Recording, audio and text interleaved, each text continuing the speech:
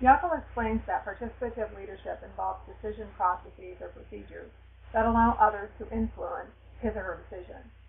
The potential benefits of participative leadership is that better decisions are made with greater acceptance and satisfaction. It is also determined that when an individual feels they were involved in the decision process, they will accept the ultimate decision with little to no resistance. But the research is inconsistent in determining how effective participative leadership really is. Yackel points out the difficulties in measuring the effects and the weaknesses that existed in the experimental design. Effectiveness in these experiments were often measured by participant satisfaction rather than how well the decision was actually handled. But despite the limitations, Yackel provides recommended guidelines for participative leadership, based on the research, which is summarized in Table 4.3. This table, among several, will be an important reference that you will use and build on. Delegation occurs when a leader assigns certain responsibilities to a follower, along with the authority to carry out these responsibilities. One critical element of delegation also focuses on the follower accepting the added responsibility, along with the autonomy that comes with the additional authority.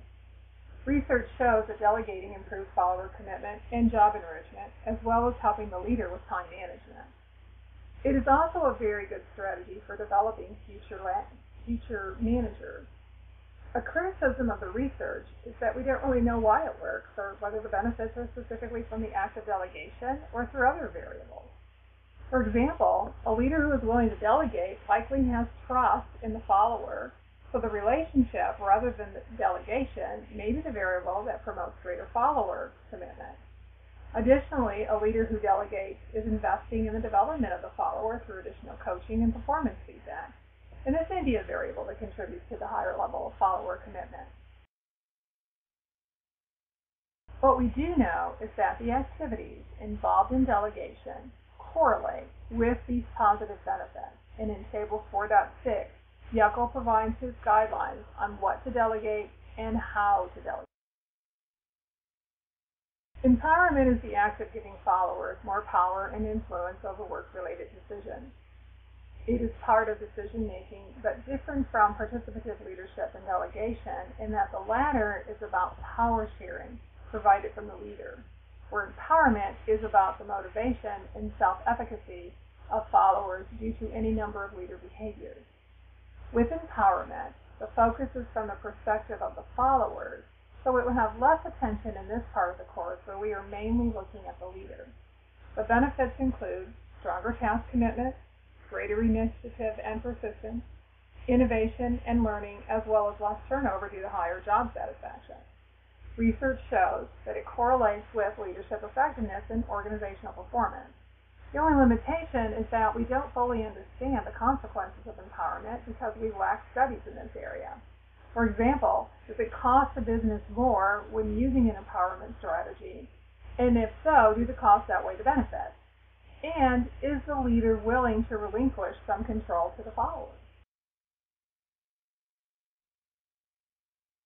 In Table 4.8, Yackel provides guidelines for empowering followers. Like Tables 4.3 and 4.6, these guidelines are leader activities and not specific leader behaviors in terms of orientations we discussed earlier. To summarize, what I'm really looking for by the end of this part of the course is how well you link the concepts between Table 3.3, examples of tasks, relations, and change-oriented behaviors, Table 4.3, guidelines for participative leadership, and Table 4.6, guidelines for delegation.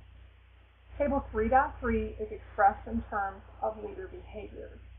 Tables 4.3 and 4.6 are expressed as actions. I want to know your views on what leader behaviors in Table 3.3 are beneficial towards the actions recommended by Tables 4.3 and 4.6, and what other behaviors or actions do you believe are important for leadership success? You may also include any thoughts on empowerment, but it will remain optional since it deals with the follower's perspective versus the leader, which is our focus in this part of the course. However, we will examine followership in more detail later in the course. So let me close this presentation with a final word about how I will evaluate your work.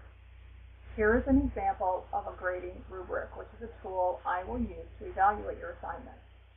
This is only a partial view of a rubric to give you an idea of how it works.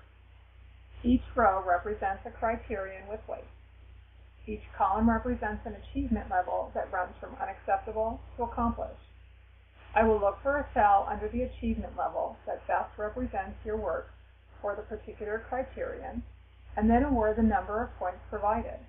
So for example, the tally here is 54 points out of a possible 60 points, where I rated the first two criteria as competent and the third criterion as accomplished.